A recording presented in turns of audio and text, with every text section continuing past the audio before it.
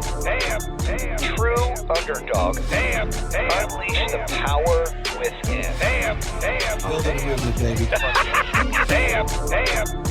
True Underdog. Unleash the power. Jayson Waller here. True Underdog. Unleash the power within. Got a special guest today, the Justin Rose, sports announcer from WXYZ, baby. How you doing, Justin?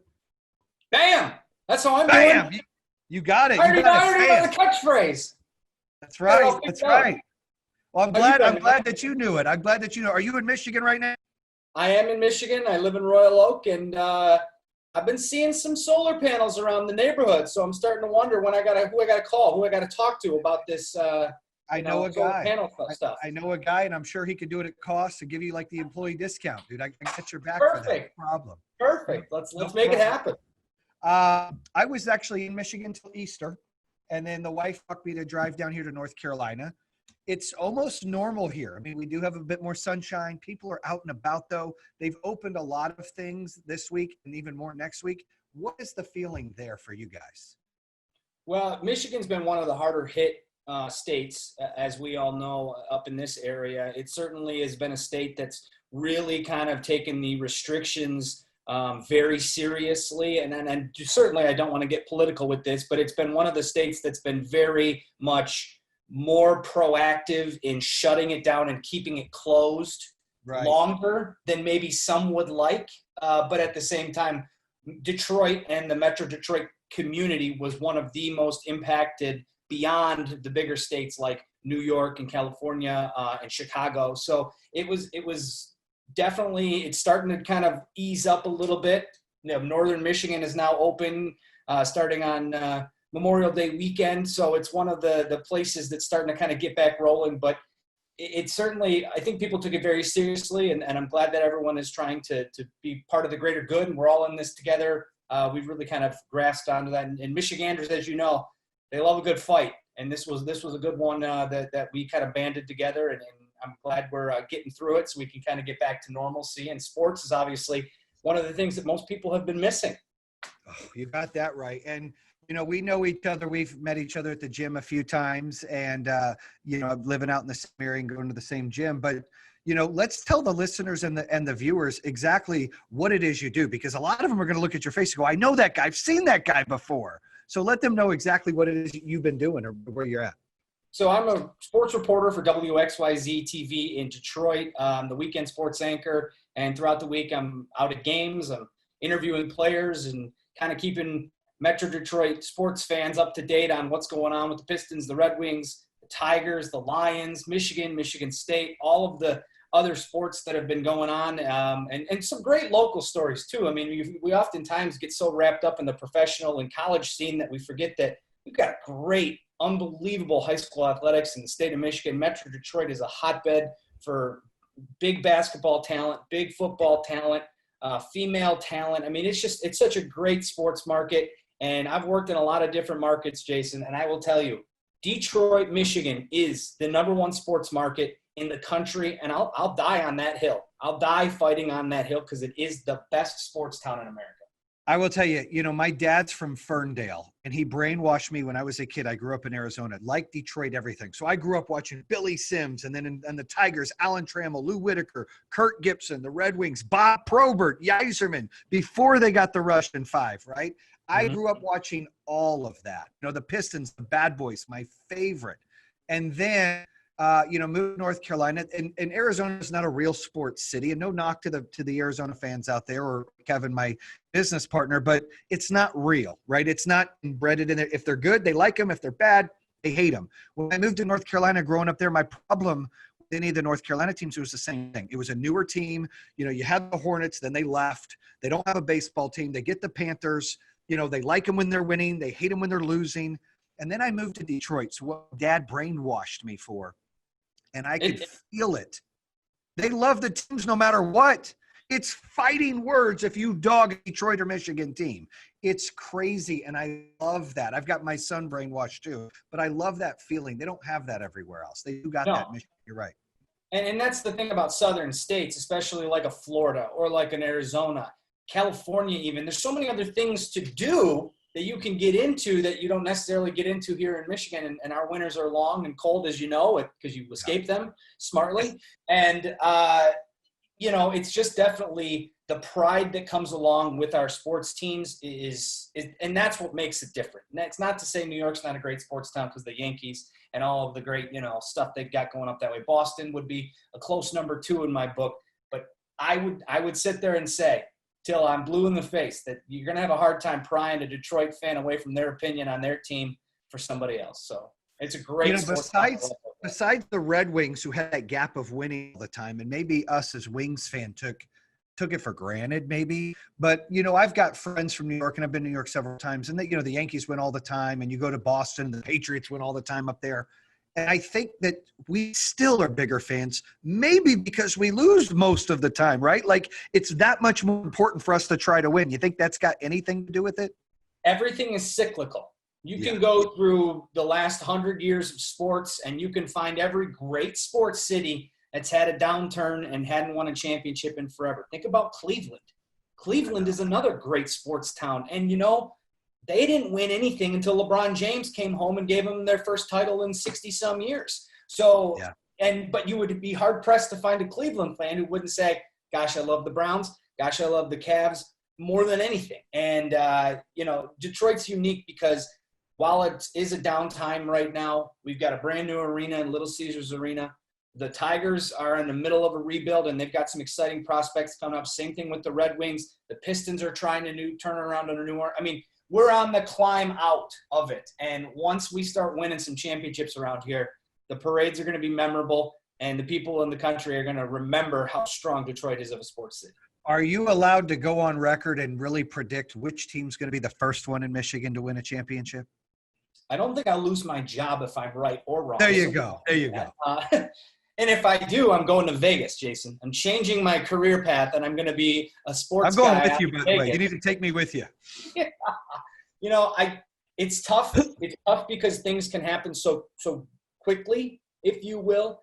But I still firmly believe that the best opportunity for a Detroit sports team to win a championship fastest is the Detroit Red Wings. Hockey is one of those weird sports where, say they get the number 1 pick this year, they get Lafreniere, the number 1 bona fide next coming of Sidney Crosby type player, and 2-3 years from now, maybe they get a couple of free agents that want to come back. Torrey Krug is a guy that's been, often looked at as he's a great young defenseman. He's from Michigan. A lot of these guys are from Michigan. They played in the development program in USA Hockey's in Plymouth, Michigan, so they're familiar with it. And once the Red Wings get rolling, it's like the Yankees. They're the winged wheel. Like, everybody knows the Yankees, right? Well, hockey circles, everybody knows the Red Wings. So once Steve Yzerman gets that thing cranking, I think that they'll be the first to win it, because you can also be an 8 seed and win a Stanley Cup.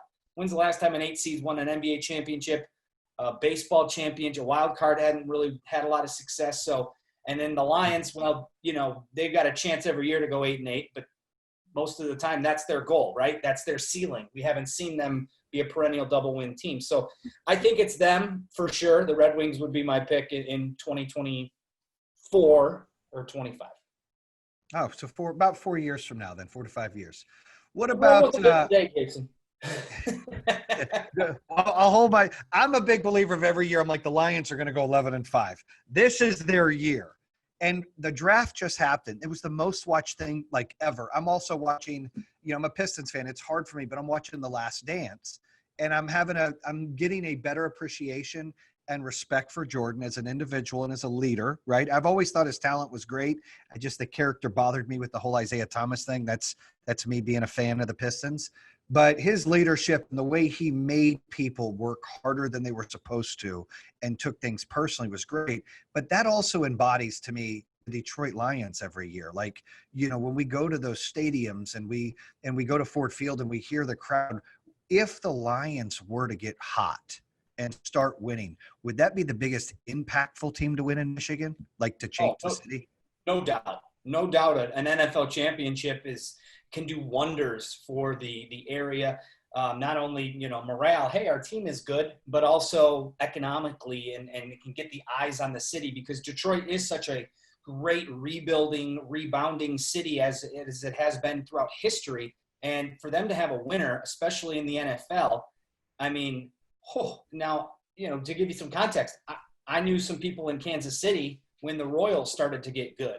And I was visiting out there, and the Royals games were hot and bopping. And this is a small market team. Kansas City's not that big of a city, but it's a great small little, metropolis, if you will, out there. And they won a Super Bowl last year, and millions of people from all over the region came for that parade. And like that type of impact that an NFL championship can have for you it's just unparalleled, because that is our number one sport in this country, and it's not close. Well, I'm excited that they're going to start on time. I at least I believe they're going to start on time, but it's going to probably be without fans. You think that's what's going to happen? Yeah, I think the smart play right now, at least today, if we're talking about it, is we definitely don't want to jump the gun here.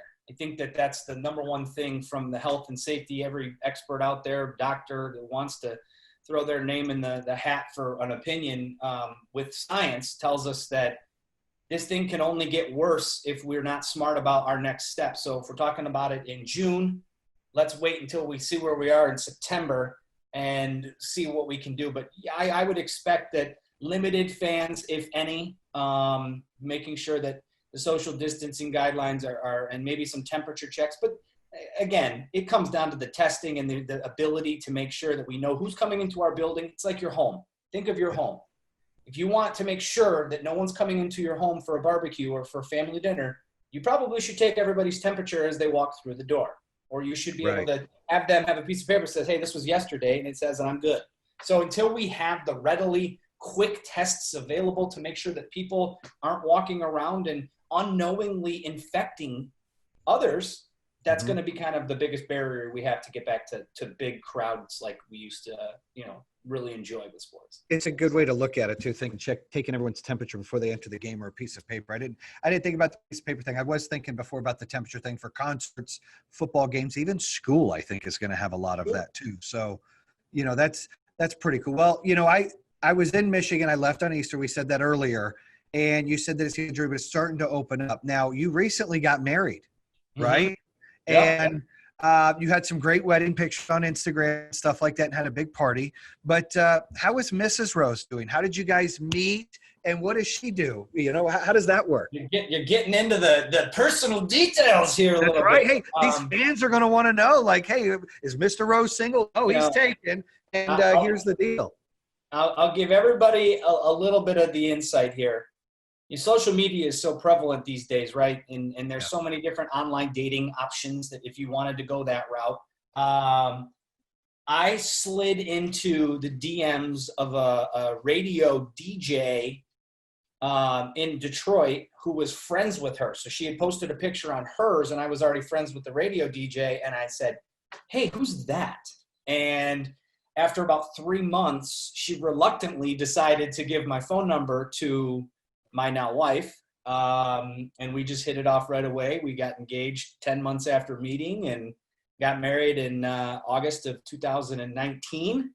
Yeah. And she's the manager of a brand new dance-based fitness company called AKT, the Anna Kaiser technique. And it's a great workout, Jason. You and I would have absolutely no chance to hang with these ladies. I am telling you, you and I would be on the floor going, just keep going. We'll get there when we get there. I mean, it's upbeat. It's like so intense, and it's like just the community that she's building here in Royal Oak and Rochester Hills, and they're building them nationwide. And if you're in a city, keep an eye out for them, because it's a booming company and it's a growing boutique fitness, and that's kind of where we're at with our fitness things these days. So she's busy with that. Creating the online future, business, man. But the boutique fitness is the future. People, the big gym's fun, and go in there, but that small, intimate, I'm going to specialize this kind of workout has been the deal. Well, yeah, and if you like to cycle, you probably are a member at a cycling gym, or you have a Peloton. And if you like to run, you're probably part of a running club, or you have a really nice treadmill. You know what I mean? It's you find what you like to do, and if you like to lift weights, you're probably a part of a gym. Now, you maybe do the big box gym stores because you like the big box gym feel, or you're a musclehead and you're in one of those dungy gyms with the tank tops that don't cover really anything but the nipples, and you're just doing your thing, right? You're throwing some rocks around. So it's definitely more specialized. I think a lot of things are more specialized these days. Your energy is more specialized. I mean, it's not the blanket statements of the blanket, feelings on things that we do are kind of, that's old school now. Now we really specialize on what we like to do, and what she's doing is really great. So you've got some hardware behind you. What's that? I see you won something. Oh. What's going on with that?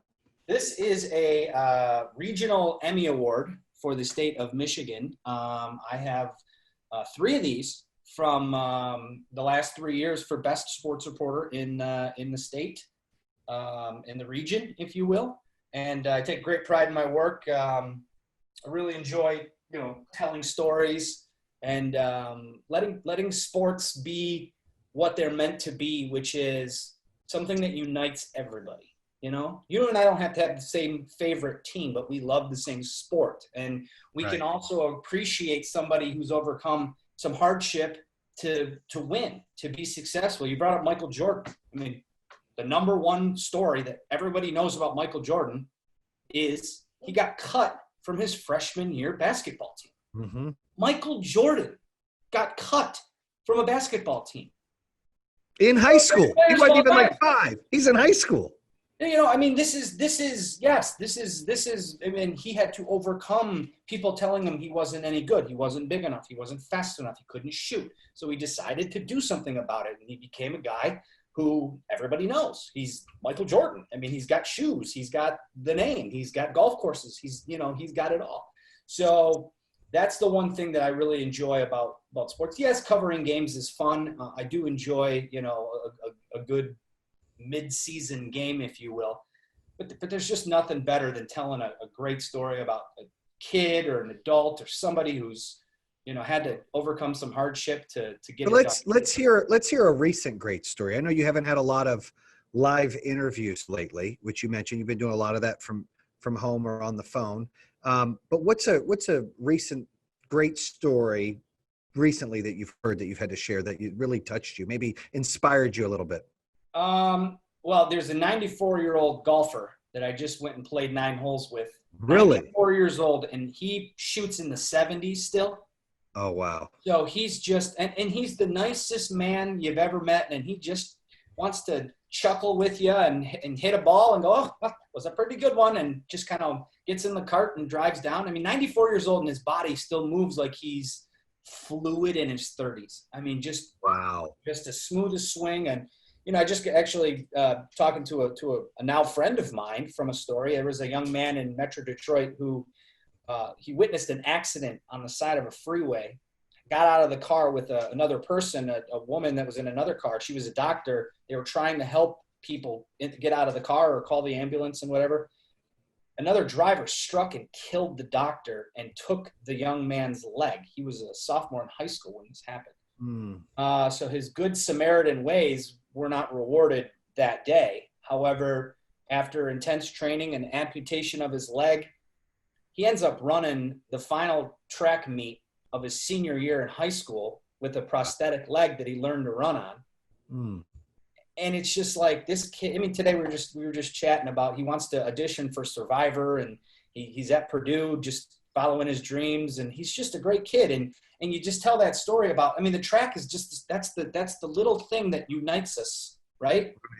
This great story about this wonderful human being is painted on a canvas around a trek, and that's what's so fun about these types of stories is. I became great friends to a young man with Down syndrome who was the football manager at a school in, Novi. And he's now training to be a Special Olympics bodybuilder. And he just graduated from high school. He's 19 years old, and he wants to be a bodybuilder. And he faces challenges that you and I don't know about and don't realize, but he just overcomes them, and he does it in his own way. And he's a special kid, and he's just, and like, I get emotional talking about these stories because they're so meaningful and they're not sports. You'll never see it in a box score. So that's why there are people that watch sports for the box score, and there are people that watch sports for the stories.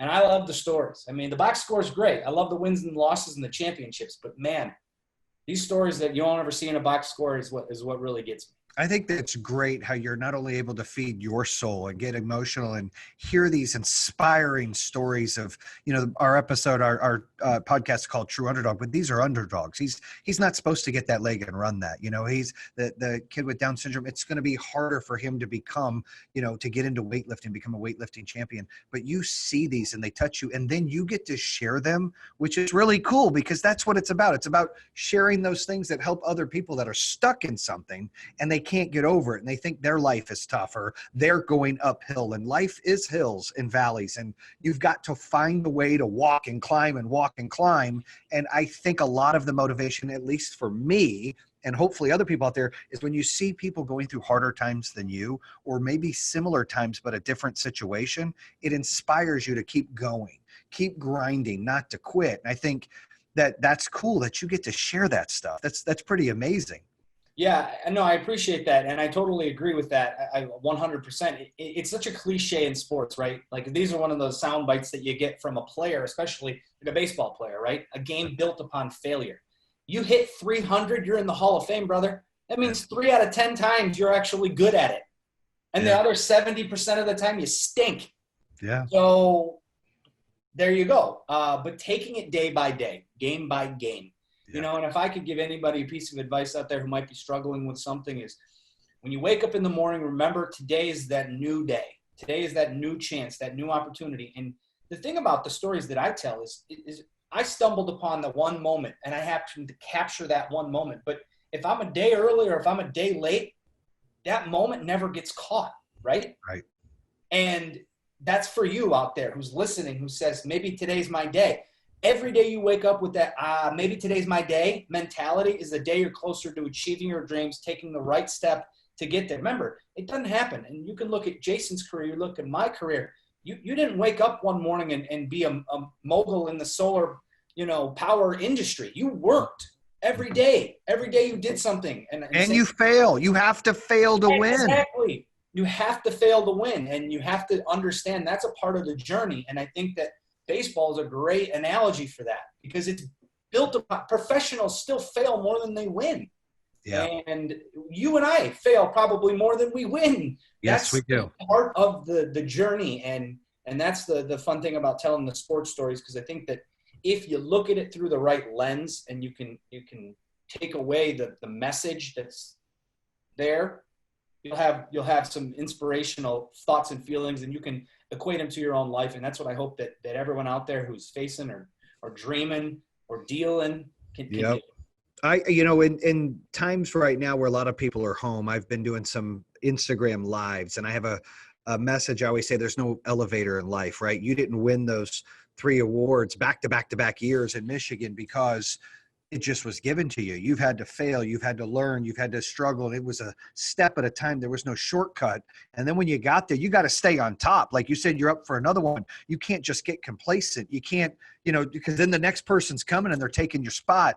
And it's like that in anything we do in life. It's like that in marriage. I've been married almost 20 years. Our anniversary is coming up. Love my wife dearly. She loves me. We're high school sweethearts. But boy, we've got some up and down roads that we've been through. And I have to almost rekindle it all the time and make it fresh and make sure that I'm still fighting that fight to be together and make sure there's fire there, as is she. Otherwise, in marriage, it gets flat. In business, if I don't stay hungry and lead and show these folks, then they're not going to. We're going to get stagnant growth. What you're doing in your profession, you've got to stay on top. You're not going to win the award. You're not going to get those stories. You're not going to share people's stories, which are inspiring to people. Your wife, her dream building this gym, if she didn't take a chance, didn't take a leap of faith and plan and do it, wouldn't have happened. Mm-hmm. And these are the things that people need to hear more of, because in today's world, a lot of the news is negative. And it's not on purpose, but that's what people want to hear. And to try to diverse that, I get excited if I'm watching TV. Anytime they talk about sports or great stories like what you're sharing, it's exciting because it's something positive. It's not, there may be negative, but it finishes with a positive. And it's like, wow, that was great. Not, this is what's going on that's so horrible in the world today. It's like, that just brings people down. And right now we don't need that. We all need to be uplifted, right? Absolutely. Absolutely. And working in the news, I do hear that. I do hear what you just said. It's not engineered to be negative. I do promise you that there is good news out there. But the thing is that, we do live in a negative society. I mean, it's just think about any avenue you go to. I mean, Instagram. You go to Instagram and you see models or athletes, or it's always the fittest and the brightest and the best, and not, it doesn't showcase a lot of the quote unquote negative. You know what I mean? So it's like you're striving to be this great, but it's like the news is a similar aspect. You absolutely are going to see negative headlines, and you're going to see the negative connotations that impact our lives as citizens of the United States of America, red or blue or in the middle or whatever it is. And, our opinions are one of our greatest freedoms that we all really enjoy, and that the news is just trying to give you information and you do what you want. But local news is not CNN. We're not ABC News. I agree 100%. Yep. And the thing that really frustrates me about the fake news, memorandum, if you will, is I've never told a lie on TV in my life. My colleagues have never told a lie on TV in their lives. I can't say the same thing about the mouth talkers at CNN or Fox News or MSNBC, or who are paid for an opinion, not a fact. They take the facts and they say, well, I'm going to make an opinion about this fact. We just local news is trying, guys. We're trying our best to give you the information that's happening. And we're not slanting it in a way that's going to try to be blue, red, or purple. It's just the news. And so, the fake news things, yes, there are people out there that are trying to persuade you to believe that this is one way. It is not your local ABC, NBC, Fox, missing one. I agree with you. Affiliate. But I agree with you. It's watching real live information in our community, in our state, what's going on, or an opinion from somebody who's got their own endorsements or agenda or whatever it is. I agree 100%. And I struggle. You get stuck, especially people at home right now, you get stuck and sucked into that stuff. Right. And so one of the things we do is we've got our YouTube set up and Hulu set up in North Carolina to see the local Michigan stuff. And we never put on anything of the national stuff unless I have to. And I know there's some crazy story and I want to hear someone's opinion, but then I feel sucked in. I always feel dirty after I listen to it. And I'm like, I feel like I got to take a shower. No matter which channel you listen to or which side you're on, I always feel like I got to take a shower after listening to those big guys talk. I mean, I think everybody feels like that. The other thing I wanted to talk about also is the draft. There was the most watched thing. What do you how do you think the Lions did, and what was the biggest surprise of the draft that you thought? So it was the most watched draft ever because obviously everyone was stuck in their homes and whatnot. I was supposed to be in Vegas for that, by the way. I was going to go too. I had a thing with Barry. I was excited to go. I was heartbroken because that would have been such a scene, man. And I love Vegas. And I love Vegas too. We're going to have to go to Vegas together. I go once or twice a year. I play World Series of Poker. We got to bring you on to go. We're doing it. You play cards? Absolutely do it. Oh yeah, I've been playing more online poker these days because of the quarantine than I've actually. You got to get the virtual reality thing, dude. They got one? So I bought this Oculus virtual reality thing for the kids. Right. True story. I go and I eat a piece of cake at 11 o'clock. Don't judge me. Tell your wife not to judge me. And then I ate a second piece. And my son's down there. He's like, Dad. And it's 11 o'clock at night. You got to try this boxing game. I'm like, dude, I just ate cake. No, you got to try it. I'm like, okay. So I walk over there. My wife's like, how do you come back up? We're watching a show. I'm like, hold on. I put this map. I jump. Like, it was so real. And it's a Creed game. And I look and I'm Rocky and I'm like, and all of a sudden, my son's online. There's this big, tall, redheaded guy, and he was from the UK. And he's like, and he was another kid or man or something. He's like, I'm about to give you a whooping. I'm like, is that a person I'm fighting? My son's like, yeah. I'm like, all right. So I put my guard up. This is what happened, dude. And I'm waiting. He's hitting, and you can't feel it, but you're bobbing your head. And all of a sudden, every time he opened, I was throwing hooks.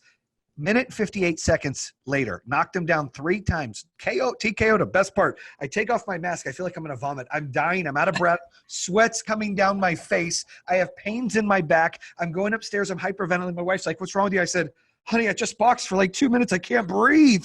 My daughter filmed it. My 6-year-old, she's laughing. It's like this meme they share. Like, look at old man dad trying to fight somebody on the thing. But then I found out they had poker. So I signed up, and now I've got like a couple, I got a couple people that I'm friends with that we all go into a room, we play poker. It's addicting. You're sitting there, you could put a pipe in there and smoke a pipe, even though you're a cartoon character, drink a drink, talk to people, play cards. It is awesome. That sounds great.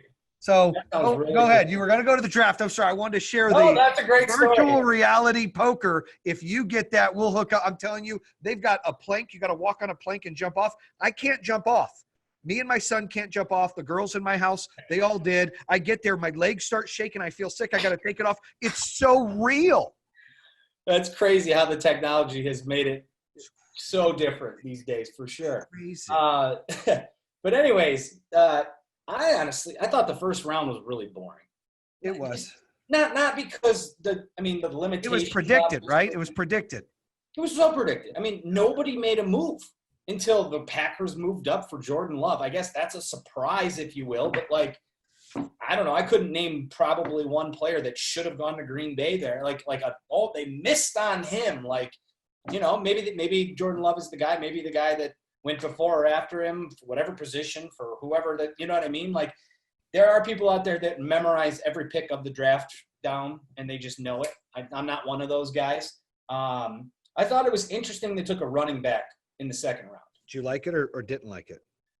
I just think they needed other things there, and I think that they could have gotten a better edge rusher. There were so many in the second round. I like the guy from Iowa. Epinenza, I think his name is. Yeah. He was there, and they went, and Gator Gross Matos from Penn State was another guy that I thought that maybe. They got the edge rusher the third round, though. Okorowo, right? They got Romeo's brother. Is he legit? Romeo, I keep hearing he's legit, dude. I hear he's legit. He played more of an outside linebacker, so they're going to try to put him on the outside and put his hand in the ground type thing. We'll see. He might be a little undersized. That's the thing. The further you go in the draft, the more raw prospect you get, or the smaller sized ones, if you will, because the elite body types are always going to be taken earlier. So, look, Swift is a guy who could potentially be a great running back. But, man, I look at it this way, and my dad always taught me this from a young age. You ain't any good in football if you don't win up front. And the Lions haven't been good at football in a long time. And you want to know why they haven't been good up front, or why they haven't been good at football, is because they haven't been good up front. I mean, their defensive line, the year they had Ndamukong Suh, and they went to the playoffs, and their defense Nick Fairley, that was a great defensive unit. Number one in the NFL, and they made the playoffs. Wow. Oh, my gosh, that's amazing. How did they do it? Right. And then they haven't had a defensive line that good since then. So I thought the offseason they picked up some okay guys. I don't hate where the Lions are at. I just don't think that, you're going to ask me in June. They have a ton of money left. Do you think they're waiting for that second phase of drops, the cuts that happens? Probably. They're probably waiting to pick up some more. But at the same time, I think they're also poised for a really big year next year. And if you can make sure you manage your cap well enough, then you can really go after some of the big fish that are coming off onto the market. The NFL is a little different with free agency, just simply because 5 years. You're with the team for 4 years. They're going to probably exercise the 5th year if you're any good. The fact that they didn't with Jared Davis, that goes to show you. That was their first-round pick, right? Jared Davis was their first-round pick. They said, you're going to have to earn your 5th year if you want to come back to Detroit, but we'll offer you money, but so will everybody else, if you have a year that's worth, paying you for. Yeah. So 4 years is a long time, and the NFL is such a brutal game, and the body, it's hard. There's only a small percentage of NFLers that have careers that are longer than their first contract. So it's definitely interesting, but they have a lot of good talent coming off the books in a lot of different places next year for unrestricted free agents. So they might be positioning themselves for a big year next year, but Bob Quinn and Matt Patricia know they got to play well this year. Now, I don't necessarily believe the playoff mandate is a playoff or bust mandate. I think that that's overblown personally. Mm-hmm. I think that if there's positive signs, I think if they finish 8-8, Matt Patricia and Bob Quinn will be back. I firmly believe that. Will they get 7 playoff teams this year? Yeah. Yeah, they have a tough schedule. I mean, but you can't look. That's another thing too. It And changes every year. Yeah. fans get so sucked into, well, they got to play the Patriots. Well, it's like, okay, they almost beat the Patriots. And 2 years ago, they smashed the Patriots. True. It didn't mean anything in the long run. They almost beat Kansas City last year at home. We started really good last year.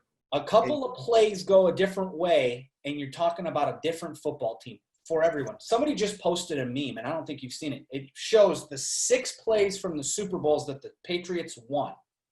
That if the play went the other way, the Patriots would have lost that game, likely would have lost that game. I mean, think about the one that beat Seattle. Yeah. You run the ball with Marshawn Lynch on the 1 yard line instead of throwing that quick slant, intercepted, game's over. You lose. But because the interception happened, you win. And there's a play in each one of those games that they made. And I look at an NFL team, every NFL team, besides the 3 or 4 super elite and the 3 or 4 rebuilding teams. There are those out there. We all know who they are, right? Every team is built to go 8-8 because the parity in the league is pretty good. Yeah. Except for those 3-4 or 3-4. So everybody else is right in the middle at 8-8. You win 2 games because you make 2 plays. All of a sudden you're 10-6. Right. And if you miss those plays or they go against you, you're 6-10. That's a failure season. Well, 8-8's okay. 10-6 is playoffs. I mean, talk about the 3 elements of 2 games. 2 of 16 going the way that you needed them to. And I don't know how many Lions games. It seems like every game came down to 1 play till Stafford got injured. 100%. Every game. And that's and I feel they're better this year. I think the O-line is equal or a little less. But other than that, I feel like the D-line's better. I feel like at corner, losing Slay, but getting the other guy and then drafting the other guy. You got the guy that came, Trufant, and then you got, what's his name? I think overall it got better. Linebacker got better because I like, what's his name, Collins coming in. And then I feel like the team, maybe I'm wrong. I'm always biased. My wife, you say that every year. I'm like, it just feels right. And if you can run the ball between Swift and Kerryon back and forth, and you have ball control, and you play the Patricia genius defense stuff, maybe. Our division's weak, in my opinion. Our division is weak. No, Green Bay was the biggest 13-3 bust I've ever seen last year. That team had no power, no strength. I didn't think much of that. I believed in everything you just said there about the Lions until you said the Patricia genius defense. Because he comes up with these schemes. Not that he's the genius, but these schemes that seem to be copied. They're not working. But it worked. But other people have stolen what he's coming up with. Like how he shut down Kansas City. That was pretty solid. Sure. How he defeated the Patriots the year before, how he almost defeated the Rams the year before. He comes up with outside the box schemes, is my point. He's not a bad X's and O's guys. I'm not gonna say that. He's not a motivator though, I can tell you that. His execution is not where it needs to be, and I think that the players don't want to play for him necessarily. And granted, I think the days of the great coaches of you think of like all these historic coaches that names like just live on forever. That's kind of not really a thing anymore. You don't play for a guy like you used to. Like you think about your high school coach. Did you ever play for that guy? Some guys would say, yeah, absolutely. I died for that guy. And there's guys like me that go, I thought my high school coach was a jerk. Like he was a bum and he didn't never win and no one respected him. So no one played for him. Why would anyone play for him? He was a bum. So that whole idea psyche's kind of done. I just think that he needs to be better at being like, guys, we're all in this room for the same reason. Let's go out and do our jobs. We'll be successful if we do our jobs. If we don't, we won't. Yeah, I think he really struggled year 1. I think last year was a little better. It's going to be curious bringing in a lot of his homies in to see what it looks like this year. We'll see. I am always optimistic and hopeful, but I will tell you this, that I'm friends with a couple players, as are you, I'm sure. And my feeling is always, and I can say this, I'll use Sam Martin as an example because he's no longer there, is a lot of younger players take the approach of entitlement. And a lot of the older players don't. They're more appreciative and they want to be somewhere. And so I was getting asked, hey, what do you think about this situation? I said, look, I'm going to be honest. I own a company. And if I come in and I'm the owner and I bring in a manager that you guys don't like, I'm getting rid of your ass because you're working for my brand and me. And whether you like this guy or not, you're disrespecting my decision as the owner. We're all in. You can't have people shun, because the difference between a Caldwell and Patricia were night and day. You obviously know. One is a player's coach. One is a get the F out there and go do your job or else. I don't mind that, because I just think it keeps everybody on it. I kind of manage similar to that. And therefore, everybody's different, but you're going to have those people that they just can't handle that, or they feel entitled because they were used to not doing so many meetings, not staying so late, not doing whatever it is. I think that you see players turn and grow and get used to it. And when they're used to it, I think it's easier the next year and easier the next year. And that's the normal. And it's those ones that never were shown that side of football, where they might have been babied or pampered, because these guys are pampered their whole life. In high school, they're the star. College, they're the star. They come into the NFL, and in some cases, they're like, dude, you're the shit. I'm glad you're on my team. We're going to take care of you. High five. We're going to build around you. Whatever you want, we got you. Where some coaches are like, no, you got to earn it. I like that, but I think younger guys don't if they've been babied. But I think you got to draw the line in the sand. Well, it takes time to establish a culture. Yeah. I mean, what you're explaining is a culture. You know, it's like, and every business, it's you don't always love your boss. No. You don't always love your boss, especially if that boss didn't pick you. So you bring up an example. I hired a manager for this area, and if you don't like my manager, then I'm going to probably get rid of you. That strategy is part of that culture, right? So Patricia's culture that he built is you're going to do it my way, or it's going to be the highway. And that transfer is always ugly. No matter what profession you're in, that transfer is ugly until you get everybody on the same page in the same direction, rowing the boat in the right direction. You're going to have struggle, and you're going to have, drama, if you will. But that's why I think that it would be short-sighted for the Lions to move on from Patricia and Quinn, unless this season is just an utter collapsing failure. It's unfair to say last year was totally on Patricia and Quinn, when their starting quarterback missed half the season.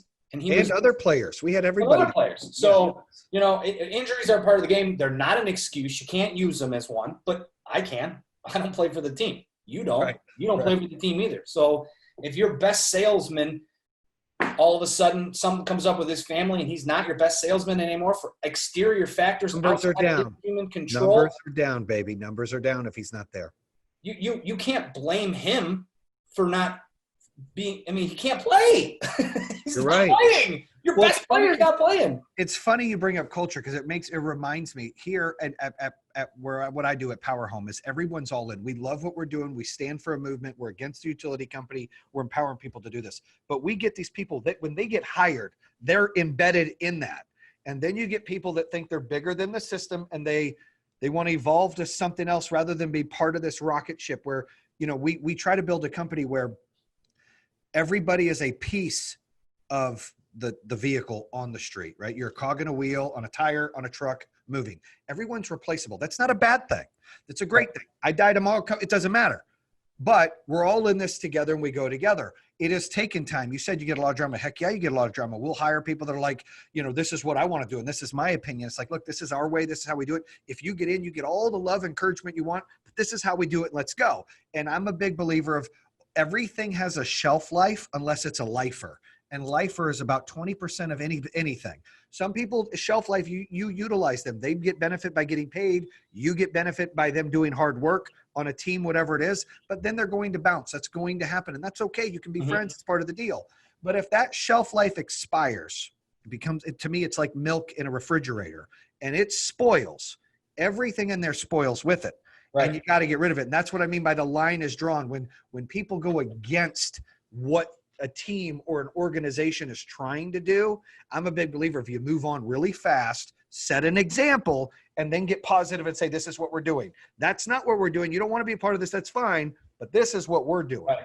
No, you're 100% right. And that's, I believe, what Matt Patricia is trying to do. And you see some of the locker room favorites get moved on. Well, spoiled milk, get them going, and I'm not going to get into details with names of guys, but I don't think anybody that they moved on from was necessarily somebody that was going to be a part of the long-term future of what they're trying to build there. Shelf life. That's it. It wasn't a lifer. And that's okay. That's part of the deal. Right. So one thing we'll cap off. This has been really fun. Michigan or Michigan State? So I went to Michigan State, and I know you're setting me up for failure with that one, so I appreciate that. But it's been really fun and interesting to be an alum of one of them and cover both of them.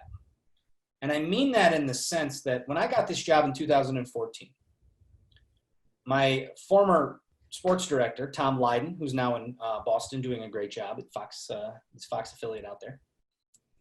I came home and I from a one-on-one with, I don't remember if it was Tom Izzo or it was something Michigan State related. And I come through the doors and I am just beaming. I got the greatest scoop, Michigan State scoop. This should be the lead story. It's the best thing I've ever done. And he looked at me and he goes, it's not Michigan. And I was like, how dare you? How dare you? Shaking. Things are falling off my table. And he goes, look, man, nothing wrong with what you did. Just Detroit is a Michigan and always will be a Michigan market first. And that doesn't mean that there's not State fans here. I mean, it's the biggest alumni base in the country of Michigan State alumni. It's just a bigger fan base for the University of Michigan. Michigan is, Ann Arbor's in the DMA. It's in the market. East Lansing is in its own market. And it took me a minute to wrap my head around that. It wasn't personal attacking me that my scoop wasn't good enough. He just said, this isn't as big of a deal because the people here, the majority of the people here, root for the Maize and Blue. So I had to fight that blue wall myself. Ooh. To get, I remember first time going to some sporting things to cover them in Ann Arbor. The looks that I would get from some of the people there was like, can we trust you? Are you going to try to do something to hurt us? Are you going to be a negative reporter? Such a big war. And I'm going, guys, I'm just doing my job here, Like, why are you judging me so much here? And it's like, I got remarks like, oh, well, you're Sparty. You're a Sparty. He's a Sparty. And, 6 years later, I've done great stuff with the University of Michigan. I'm a huge proponent of Mott Children's Hospital. Love the work that they're doing. Chad Tuff. I know the Carr family on a personal level. I've gotten really close with Jim and Sarah Harbaugh. I mean, I cried when John Beilein left for the Cavaliers job because I just loved that guy. He was the greatest. And my relationship with the University of Michigan is great, and the people there has been great, but I still get 6 years later the looks of, you sure you're going to be nice to us? That's great.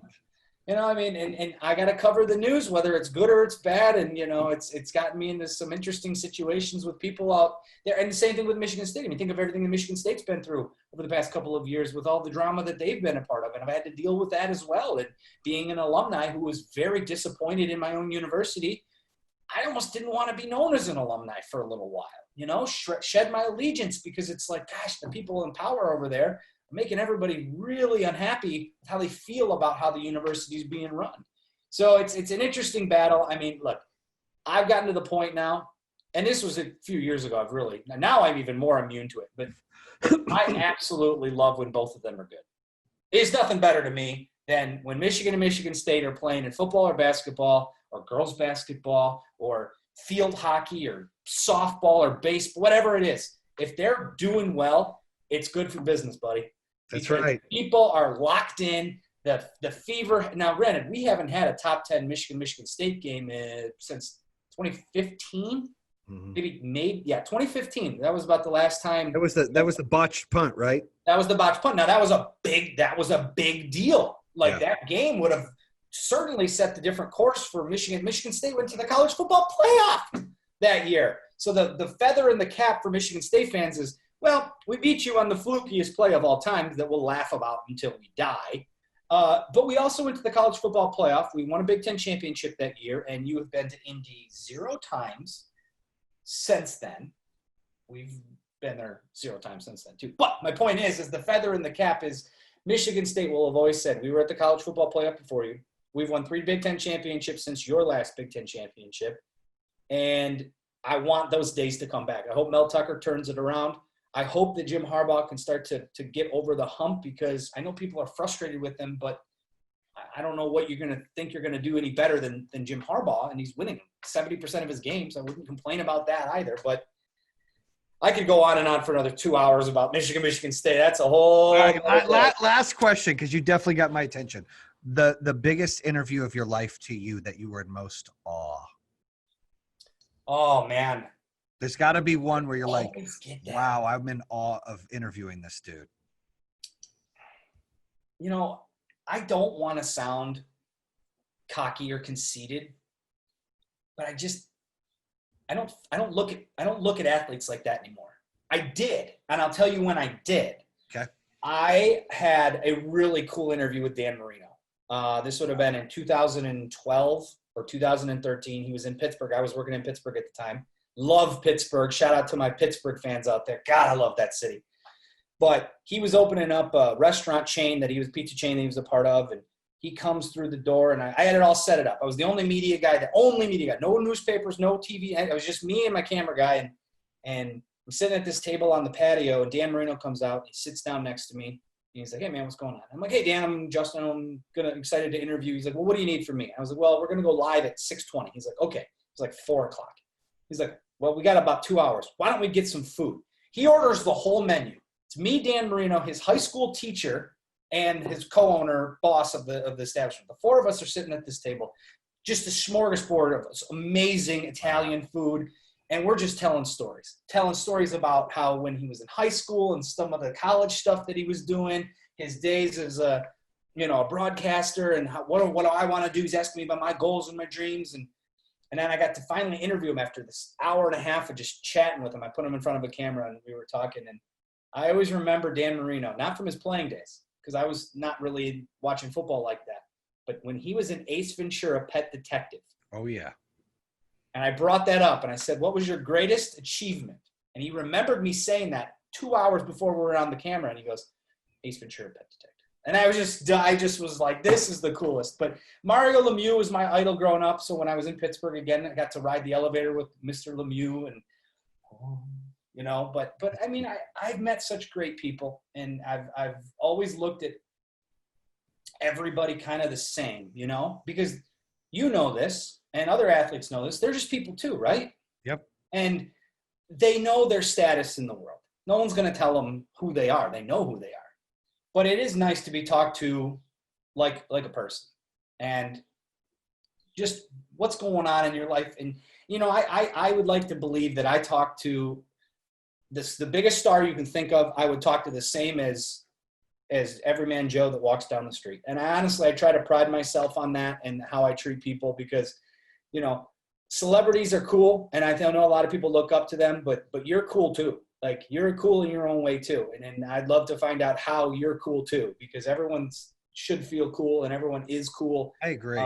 And you don't always agree with everybody and stuff like that, but that's an interesting question, and I never have a good answer for it. And one day, hopefully I'll interview somebody really, really cool, and then I'll have. But even then, it won't be, because you'll treat them like the normal way. That's what I've realized. I've been blessed, as have you been. I've been around some really cool, high-level individuals, whether it be CEOs or athletes or whatever, but they're just people. They're just, right. And you realize that, and when you realize that in you don't get in awe anymore. And I agree. I know I used to be the biggest Barry Sanders fan ever.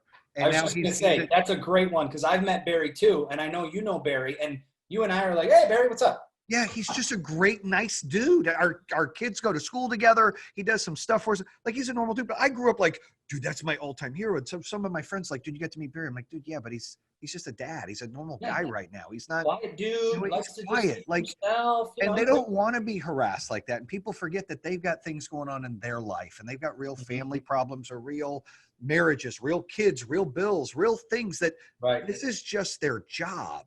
Right. And people don't realize that enough. And I think that it's cool that the Dan Marino one sounds cool, because he's telling all kinds of stories. Yeah. I've never met Dan, but I know someone that used to date his daughter. So I've heard some stories back in the day, but I'm sure that was a good time with Dan Marino. I will say this. If there was an athlete that I would probably trip over myself to be in the same room with, it would absolutely be Tiger Woods.